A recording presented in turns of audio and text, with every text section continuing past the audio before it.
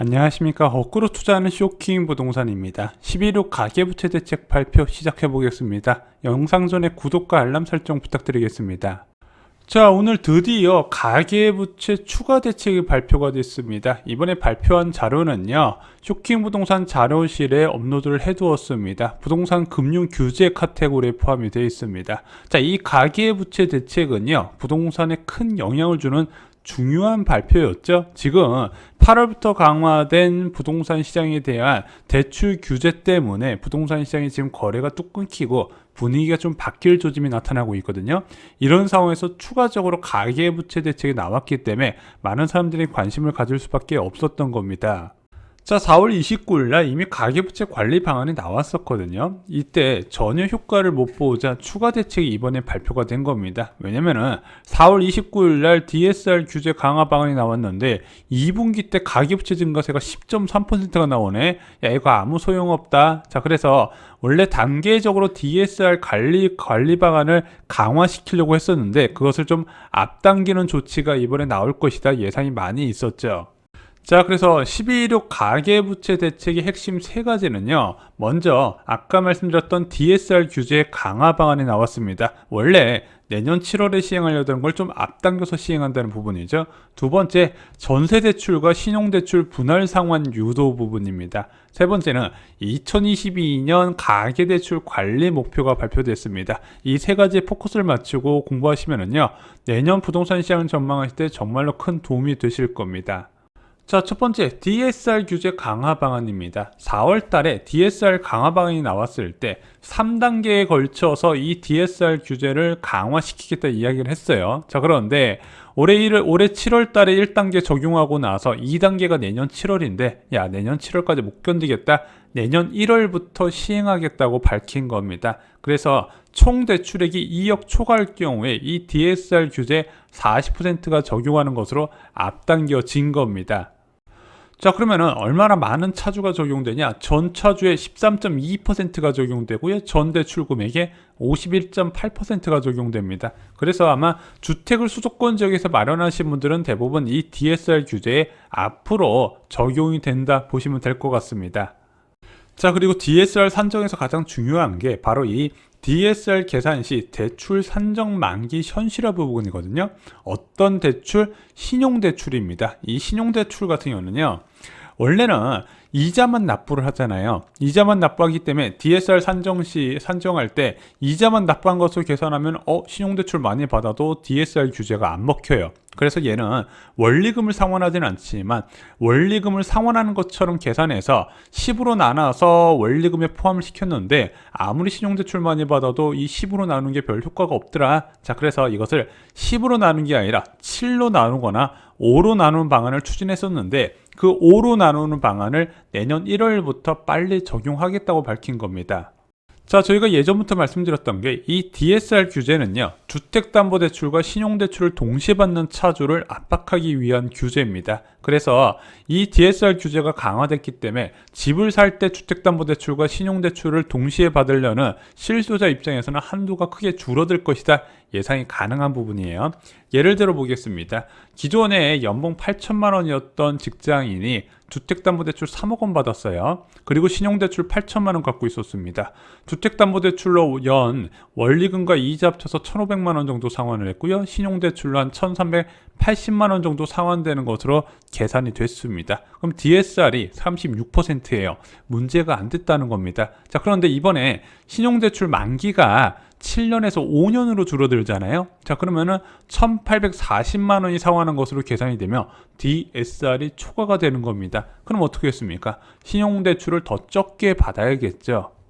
그래서 이 주담대와 신용대출을 동시에 받는 차주가 규제가 더 강하게 적용되다 보니까 고가주택의 실소자를 축소시킨다는 겁니다. 왜냐면은 이 LTV 규제는요, 주택가격이 올라갈수록 대출 비율은 줄어들게 설계되어 있습니다. 먼저 투기과열지구는 40%밖에 안 되고 조정대상 지역은 50%가 적용되죠. 이것도 9억 이하분이고요.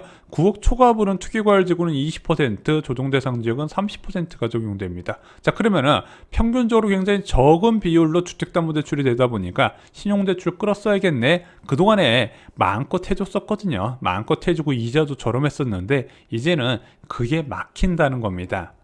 자, 그런데 이런 대출 규제가 나오면은요, 신규 주택 구입하는 사람보다 더 관심을 가지는 사람이 있습니다. 바로 이미 영끌에서 대출받은 사람, 주택담보대출과 신용대출을 막대하게 끌어쓴 사람, 혹시 나도 적용돼서 이거 토해내야 되는 거 아니냐 이렇게 걱정을 하시는데, 보통 일반적으로 대출 규제 같은 경우는 소급 적용을 거의 하지 않습니다. 그래서 이번에 규제가 신설된 거는요, 기존 대출 차주한테는 소급 적용되지 않는다고 금융위원회에서 직접적으로 밝혔습니다. 걱정은 안 하셔도 될 것 같습니다.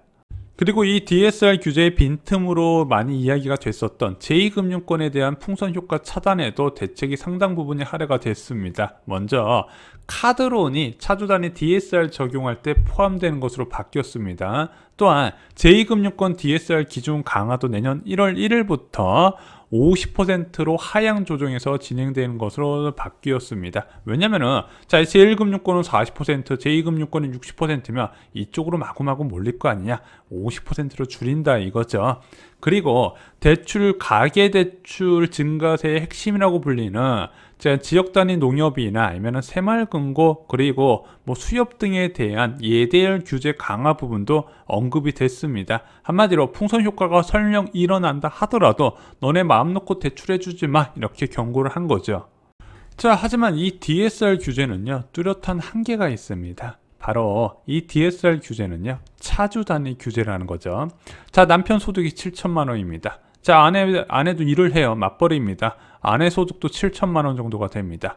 부부 각각이 신용을 활용해서 자금을 끌어쓰는 것까진 제어를 하지 못한다는 거죠. 왜? 세대 단위 규제를 할 수 없는 부분이기 때문입니다. 그래서 이번 대책에선 DSR 규제보다 더 관심을 받은 것이 바로 신용대출과 전세대출 규제였습니다.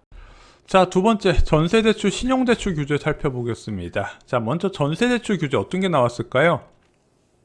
그동안에 저희가 블로그를 통해서 많이 가능성 있는 부분을 언급드렸는데 실제 나온 것은 바로 전세대출 분할 상환 우수 금융회사의 정책 모기지 배정 우대입니다. 그래서 어느 한도를 정하거나 금리를 올리는 것이 아니라 분할 상환, 이자만 납부하는 것이 아니라 원금도 일부 상환하는 이제 그런 상품을 많이 판매한 은행에 정책 모기지를 배정을 많이 시켜주겠다. 지금 이렇게 나온 거죠. 그리고 신용대출도 분할 상환을 유도하겠다. 이렇게 이야기가 나왔어요. 어떤 식으로? 아까 DSR 산정할 때 단순 이자만 납부하는 것은 5년 만기를 잡는다 말씀드렸죠. 자, 그런데 분할 상환 같은 경우는 실제 만기를 적용해서 더 길게 더 많은 대출을 받을 수 있도록 배려하겠다 이야기를 한 겁니다. 그래서 전세대출은 금융기관에 당근을 제시했고 신용대출 분할 상환은 차주한테 당근을 제시한 겁니다. 자, 그런데 직접적인 한도 규제 없이 분할 상환 유도를 통한 간접 규제를 적용했다는 거예요. 자, 세 번째, 2022년 가계대출 관리 목표입니다. 이것도 굉장히 중요한 부분이죠. 금융당국에서 얼마나 대출 증가는까지 허용해 줄까 그 목표치가 나왔는데 4에서 5%대입니다. 올해와 그렇게 큰 차이는 없어요. 올해는 4% 정도 얘기하고 있다가 은근슬쩍 5% 그리고 5.9%까지 이야기했네. 그리고 야, 전세대출 전세대출은 예외를 해주다 보니까 오케이 7%까지 인정해주겠다. 지금 이게 금융당국의 바뀐 스탠스였거든요. 근데 내년에도 똑같이 4에서 5%대를 적용하겠다고 합니다. 그런데 이것은 전세대출 포함해서 4에서 5%대로 관리를 하겠다고 하네요. 그리고 중요한 게 분기마다 대출 실적을 체크한다고 합니다. 그래서 작년 같은 경우는 어떻게 됐냐, 12월 달에 아래 신용대출 절벽 사태가 이제 펼쳐졌거든요. 그리고 1월 1일 날 한도가 다시 차니까 우르르 몰려서 대출받아서 가계부채 급증과 부동산 가격 뻥튀기가 일어났다는 부분입니다. 그래서 그런 현상이 일어나지 않도록 분기마다 관리를 한다 이렇게 밝힌 거죠.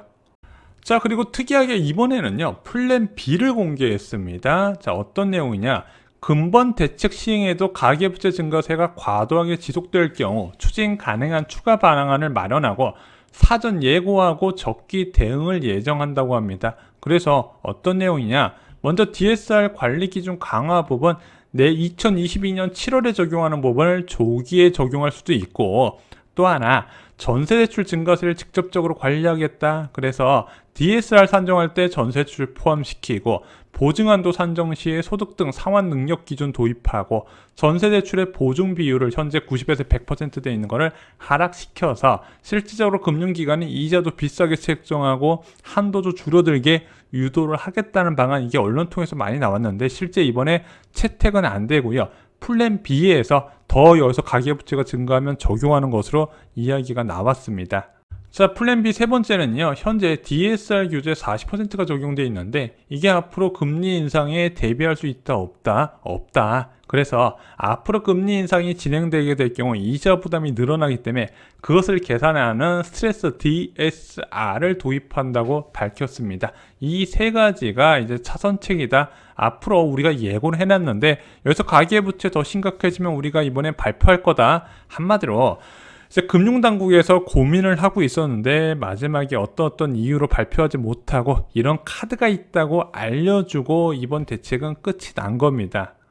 자, 예상 전세대출 규제 방안 중에서 가장 약한 것이 나왔습니다. 원래는 사적 보증의 한도 축소, 전세값 대비 대출 한도 축소, 보증기간의 보증 한도 축소, 전세자금 대출 분할 상환 등의 다양한 이야기가 나왔는데 전세자금 대출 분할 상환을 은행이 인센티브를 주며 비율 상승 시도하는 부분으로 조금 약간 가장 약하게 차주의 부담을 덜하는 방향으로 적용이 됐습니다. 그리고 전세값 대비 대출한도 축소나 보증한도 축소 부분은 플랜 B에 담겨 있어요.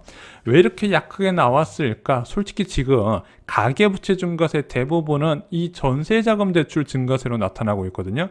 왜 포함을 못 시켰을까? 결국에는 정치권의 압력이 좀 있지 않았을까? 개인적으로 이렇게 생각을 하고 있습니다. 자, 앞으로 부동산 시장 어떻게 될까요?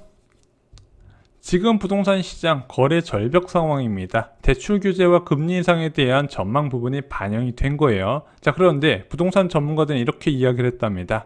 갭 투자가 늘어날 가능성이 있다. 왜 그러냐면은 이번 가계부채 대책은요, 실소자한테 적용되는 부분입니다. 주택담보대출과 신용대출을 동시에 받는 차주가 문제가 돼요. 자, 그런데 갭 투자자는 주택담보대출을 안 받죠. 신용대출과 전세보증금, 본인이 보유한 자금을 활용해서 매수를 하게 됩니다. 그래서 이번에 가계부채 대책에서 갭 투자자가 영향을 받을 일은 거의 없어요. 그나마 받을 만한 게 이 전세보증금 규제가 가해지면 전세보증금이 좀 낮아지면서 이제 매수 부담이 좀 늘어날 가능성이 있었는데 실질적으로 이번에 그 방안이 포함이 안 돼 있었죠. 그래서 이번에 가계부채 관리 방안 나오고 나서 전문가들이 이런 이야기를 했습니다.